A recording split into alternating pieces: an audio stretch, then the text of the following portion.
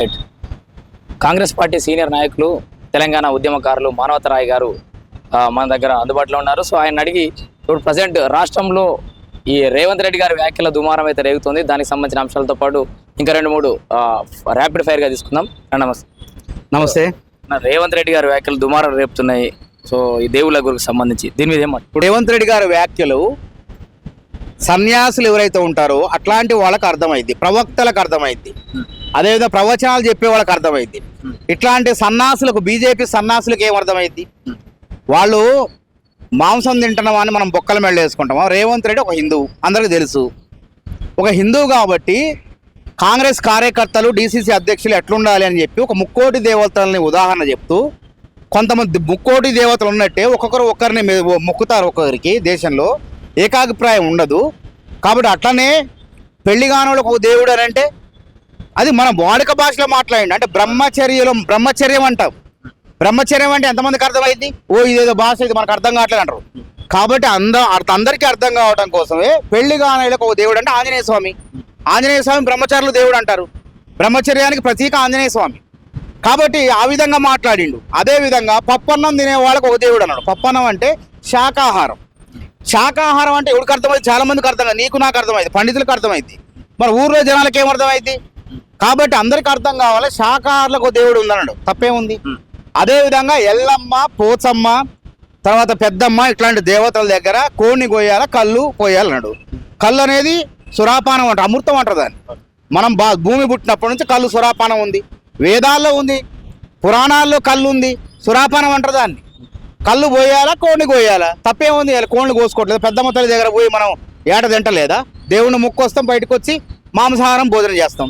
పెద్దమ్మ తల్లి దగ్గరే కాదు, యాదాద్రి లక్ష్మీ నరసింహస్వామి టెంపుల్లో కూడా పైకి పోయి మొక్కుతాం, గుట్ట కింద వండుకొని తింటాం మాంసాహారం. అదేవిధంగా వేములవాడ రాజన్న ఉన్నాడు, వేములవాడ రాజన్న దగ్గర పోయి మొక్కుతాం, బయటకు వస్తాం, కోడినో ఏటనో కోసుకొని తింటాం. మరి ఇక్కడ తప్పేముంది? ఆయన చెప్పిన దాంట్లో కోడిని కోయాలి, కళ్ళు పోయాలి. కళ్ళు తప్పేముంది? కళ్ళు అనేది ఒక అమృతం. అంటే ఎప్పుడో భూమి పుట్టినప్పటి నుంచి పుట్టిందంటే కొంతమంది దాని మీద జీవనాధారం ఉంది అక్కడ. కాబట్టి ఇది అందరినీ నిజాన్ని కించపరిచేది వాళ్ళు. రేవంత్ రెడ్డి గారు మన సంస్కృతి సాంప్రదాయాన్ని ఉన్నది చెప్పుడు, ఎక్కడ తప్పు ఉంది అందులో?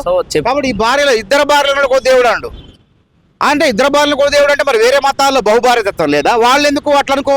వాళ్ళు కూడా ఆపాదించుకోవచ్చు కదా, వాళ్ళు అందరూ అన్నట్టే కదా. మరి మీకేందుకు గుమ్మడికాయ దొంగలంటే భుజాలు ఎంత అనుకుంటే మీలో 2-3 పిల్లలు ఉన్నారు ఎవరికైనా కొడుకు. కాబట్టి మాట్లాడేటప్పుడు ఒళ్ళు దగ్గర పెట్టి, విమర్శించేటప్పుడు కూడా ఒళ్ళు దగ్గర పెట్టుకొని విమర్శించాలి. అంటే చెప్పే వ్యక్తి చెప్పే సమయాన్ని బట్టి విషయం అర్థమే మారుతుంది. ఇక్కడ ప్రవచనకర్తలు కూడా చాలాసార్లు లక్ష్మీదేవిని ఫైనాన్స్ మినిస్టర్ అని, నారదుని కమ్యూనికేషన్ మినిస్టర్ అని వాళ్ళు అంటా ఉంటే ప్రవచనకర్తలు చెప్పినప్పుడు చప్పట్లు కొడతారు. కానీ రాష్ట్ర ముఖ్యమంత్రిగా హోదాలో ఉన్న ఆయన మాట్లాడేసరికి దుమారం. మనిషికి, హిందువులకు ఏది ప్రమాణం? ధర్మానికి పెద్ద ఎవరంటే ధర్మనాథ్ అంటాం. సంధి చేయటంలో గొప్ప ఎవరు అంటే దేవుడు ఎవరంటే అర్జునుడికి బోధించింది ఎవరు? శ్రీకృష్ణ భగవానుడు. భగవానుడే కదా. మనం హిందువు అన్నవాడు భగవద్గీతలోది, రామాయణంలోది, భారతంలో చెప్పకుండా వేరే పదాలు చెబుతావు, వేరే మతాలు చెబుతావా? ఆడ మెజారిటీ హిందువులు ఉన్నారు, ఒక్కళ్ళిద్దరు వేరే అన్య మతస్థులు ఉన్నారు. ఒక హిందువుగా ఒక హిందూ తొందరగా అర్థమయ్యే విధంగా ఆయన్ని మాట్లాడిండు. అందులో తప్పేముంది? ఇప్పుడు మనం అన్నాం పిల్లగాళ్ళు చదువుకోకపోతే గురి పెట్టాలి, చదువు మీద అర్జునుడు గురి పెట్టినట్టు, బాణం గురి పెట్టినట్టు చదువు మీద గురి పెట్టాలి అని అంటాం. ఆ తప్పదేమన్నా? ఒక పిల్లగాడికి చదువుకోమని మంచి లక్షణం, ఒక లక్షణంగా చెప్పడం, అది మంచి లక్షణం, అర్జునుడి లక్షణం, ఇది గురి పెడతాడు, ఆ గురి తప్పదు, నువ్వు కూడా అట్లా విధంగా గురి పెట్టాలి, చదువుకోవాలంటాం. బలానికి భీముడిని వాడతాం, భీముడిలా ఉండాలిరా, బలవంతుడు అంటారు. పోలీస్ డిపార్ట్మెంట్లో కూడా చెప్తారు. ఇది ఎక్కడ తప్పు? పోలీస్ అధికారులు చెప్పొచ్చు, ఐపీఎస్లు చెప్పొచ్చు పాఠాలు, రామాయణం, భారతం. రేవంత్ రెడ్డి చెప్తే తప్పు వచ్చిందా? ఇంకా రేవంత్ రెడ్డి హిందూ ధర్మం గురించి మంచిగా చాటి చెప్పిండు, హిందూ ధర్మం యొక్క తత్వాన్ని విడమర్చి చెప్పిండు. ఈ చర్య ద్వారా, బీజేపీ వాళ్ళ చర్య ద్వారా అందరు కూడా గుగులు ఎగుతారు, రేవంత్ రెడ్డి ఏమండని. రేవంత్ రెడ్డి ఏమనలేదు. అరే మన హిందూ ధర్మాన్ని చెప్పిండు. కాబట్టి రేవంత్ రెడ్డి యొక్క ఔన్నత్యం పెరిగింది. రేవంత్ రెడ్డి ఎవరిని కూడా కించపరచలేదు, ఎక్కడ కూడా కించపరచలేదు, గుర్తుపెట్టుకో. ఇట్లాంటి విషయాలు అంటే మీటింగ్కి ఇట్లాంటి వివాదాలు వస్తుంటాయి, పోతుంటాయి, మళ్ళీ కొత్తగా ఏదైనా వ్యాఖ్యలు వస్తూ వస్తాయి. ఆ విషయాన్ని పక్కన పెడితే ఇందాక మాట్లాడుతూ హిల్ట్ పాలసీకి సంబంధించి ఏదైతే ఉందో, మీ ప్రభుత్వంలో కేబినెట్ మినిస్టర్లు మాట్లాడుకునేటువంటి అంశాలు ఎమ్మెల్యేలకు కూడా చేరకముందుకే ప్రతిపక్ష నాయకుల దగ్గరికి ఏరుకుంటున్నాయి అని అంటున్నారు. కేటీఆర్ ఎట్లా మాట్లాడుతున్నాడు, మీ విషయాలు ఎట్లా బయటకు లీక్ అవుతుంది? ఇప్పుడు వాళ్ళలో అధికారులు కొంతమంది ఇంకా వాళ్ళు ఉప్పు తిన్నోళ్ళు ఉన్నారు. ఆ ఉప్పు తిన్నోళ్ళు ఆ నుంచి పోలేదు. కాబట్టి విచారణ జరుగుతుంది. ఎవడు ఆ ఉప్పు తిన్నోడు, ఉప్పు అందించింది ఎవడో రేపు మాప తెలుస్తుంది, బరాబర్ తెలుస్తుంది. కొద్దిగా ఆగుదాం, అప్పుడు వాళ్ళ సంగతి చూద్దాం. సో లీక్ అయిన మాట వాస్తవమే. అదే విచారణ జరుగుతుంది, ఎట్లా తెలుస్తుంది మరి? అరే జీవో విడుదల కాకముందే వాళ్ళకి ఎట్లా తెలిసింది? కేటీఆర్ ఎట్లా ప్రెస్ మీట్ పెట్టిండు అంటే దొంగలు ఉన్నారు, ఎవరు ఇక్కడ దొంగలు ఉన్నారు, అధికారుల్లోనో ఎవడో ఒక దొంగ ఉన్నాడు, ఆ దొంగను పట్టుకునే ప్రయత్నం చేస్తాం, అప్పుడు అందరికి బహిర్గతంగా చెప్తాం. సో లీక్ అయిన వాటిలో నిజాలు ఉన్నాయి అనుకోవచ్చా మరి? అందులో ఏం లేవు, వాళ్ళు జీవోని పట్టుకొని రాజకీయం చేస్తున్నారు. ఇప్పుడు వాళ్ళు తెచ్చిన జీవోని 2023లో 19, 20, 21, 23 జీవోలు ఉన్నాయి. ఆ జీవోల్ని ఇప్పుడు తీసి అప్పుడు అనుకున్న పాలసీని ఇప్పుడు అమలు చేయబోతున్నాం. ఇప్పుడు హైదరాబాద్ నగరం ఢిల్లీ కావద్దు, ఢిల్లీలో కాలుష్యంకి ప్రజలు బలవుతున్నారు కాబట్టి ఇలా సురక్షితమైన నగరం ఏంటంటే హైదరాబాదు. బెంగళూరు కూడా సురక్షితం కాదు కాబట్టి నగరం లోపల ఉన్న పరిశ్రమలు బయటికి ఔటర్ రింగ్ రోడ్డుకి పోవాలి. అవన్నీ కూడా పాత సాంకేతిక పరిజ్ఞానంతో కొనసాగుతున్నాయి, దాని ద్వారా కాలుష్యం వెదజల్లుతున్నాయి. ఒకప్పుడు ఆ పరిశ్రమలు నగరంలో దూరంగా ఉన్నాయి కానీ ఇలా నగరం నడిబొడ్డున అయిపోయినాయి కాబట్టి వాటిని తరలించాలని పాలసీ తెచ్చిందే వాళ్ళు. అయినా ఒప్పందాలు కాలేదు, దరఖాస్తులు లేవు. దరఖాస్తులు లేకముందుకే ఏం లేకముందే ఆలు లేదు, సూలు లేదు, అల్లుడి పేరు సోమలింగం అన్నట్టు అంటే 5 లక్షల కోట్ల అవినీతి అయిపోయిందా దరఖాస్తులు తీసుకోకముందే, ఏం చేయకముందే. కాబట్టి అబద్ధాల ఆటం కూడా రావటం లేదు వాళ్ళకి. వాస్తవంగా 9,700 ఎకరాల్లో 4,700 ఎకరాలు 4,700 ఎకరాలు ఎందుకంటున్నారంటే కాలువలు, మురికి కాలువలు, రోడ్లు అన్ని పోగా 4,700 ఎకరాలు ఉంటాయి. అయినా ఆ భూమిని ఏమైనా వేలంపాట పెడతానమా?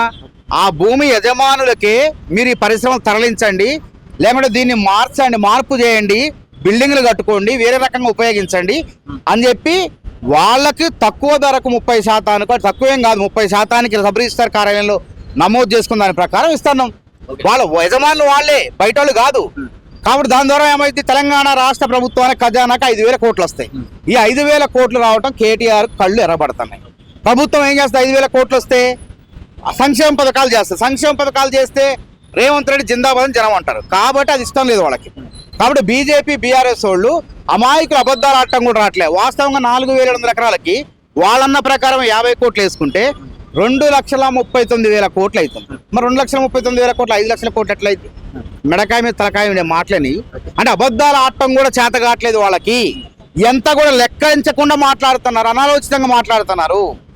కాబట్టి దీన్ని ఎవరు కూడా పట్టించుకోవాల్సిన అవసరం లేదు. రాష్ట్ర ప్రభుత్వం ఆన్లైన్లోనే పారదర్శకంగా అమలు చేస్తుంది. తప్పకుండా ఆ భూముల ద్వారా వచ్చిన ఆదాయాన్ని ప్రజల సంక్షేమం కోసం ఖర్చు పెడతారు. సో ఎస్పీ బాలు గారి విగ్రహ ఏర్పాటు కోసం రాష్ట్ర ప్రభుత్వం ఎన్ని కోట్లు ఖర్చు పెడుతుంది? దానికి ఒక పెద్ద వివాదం మీద కొనసాగుతుంది. షార్ట్గా చెప్పాలంటే రాష్ట్ర ప్రభుత్వం అనుమతి మాత్రమే ఇచ్చింది.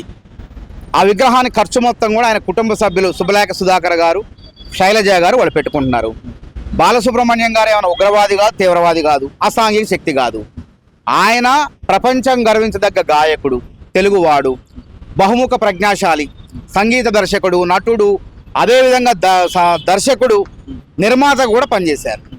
అదేవిధంగా అన్ని భాషల్లో తమిళం, తెలుగు, కన్నడ, మలయాళం, హిందీ అన్ని భాషల్లో పాటలు పాడిన జాతీయ గాయకుడు. జాతీయ నాయకుల విగ్రహాలు ఎట్ట పెడతాము మనం?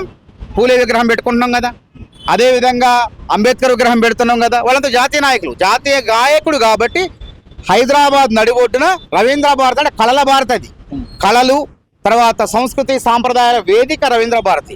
కాబట్టి ఒక గాయకుడు విగ్రహాన్ని పెట్టుకోవడానికి ప్రభుత్వం అనుమతి ఇచ్చింది. విగ్రహం వాళ్ళు పెట్టుకుంటున్నారు. వాళ్ళ ఆందోళన చేస్తున్న వాళ్ళతో ఎవరైనా మాట్లాడే ప్రయత్నం చేస్తారు. ఆందోళన చేసే వాళ్ళు కూడా వాళ్ళ ఆందోళన మొత్తం కూడా విగ్రహం పెట్టొద్దని కాదు. వాళ్ళు అనేది ఏంటంటే మా తెలంగాణ కవులను, కళాకారులను కూడా గౌరవించడని. ఈ రాష్ట్ర ప్రభుత్వం గౌరవించినట్టు ఎవరు గౌరవించలే, గత ప్రభుత్వం గౌరవించలే. గద్దర్ గారిని రేవంత్ రెడ్డి గారు గుండెల్లో పెట్టుకొని చలనచిత్ర పరిశ్రమలో ఆయన అవార్డులు పెట్టిండా లేదా? సంచలనమా కాదా?